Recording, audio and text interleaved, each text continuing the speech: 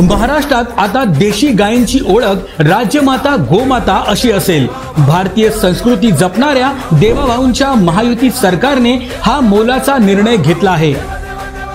या संबंधीचा शासकीय अध्यादेश नुकताच जारी करण्यात आला आहे।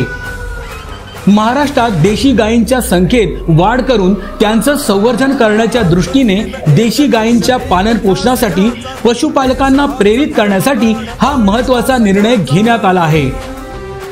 राज्यात देशी गायींच्या संवर्धनासाठी प्रति गाय प्रतिदिन 50 रुपये अनुदान देण्यात येईल। गोशाळांना अत्यल्प उत्पन्न असल्याने त्यांच्या मदतीसाठी हा निर्णय घेण्यात आला आहे। या देशी गायीचं संवर्धन झालं पाहिजे म्हणून हा दर्जा देण्यात आलेला आहे। आणि एवढंच नाही तर ज्या ठिकाणी पांजरपोळ आहे, ज्या ठिकाणी व्यवस्था आहे, अशा ठिकाणी देशी गायीच्या चाऱ्याकरता मदत करण्याचा निर्णय देखील राज्य सरकारने घेतलेला आहे। या योजनेची अंमलबजावणी ऑनलाईन पद्धतीने केली जाणार आहे।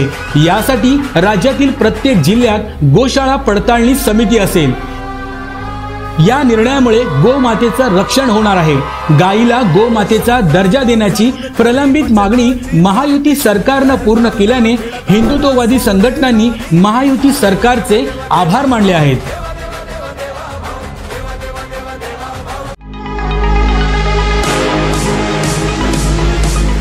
राम एजन्सी सादर करत आहे Samsung big TV festival offer. Branded electronic वस्तूंच्या रूपाने सजेल आपले घर सुंदर।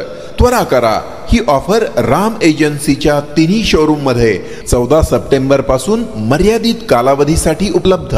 शाखा मार्केट यार्ड, नवी पेठ आणि Savedi, Ahmednagar. Celebrate new era in AL entertainment.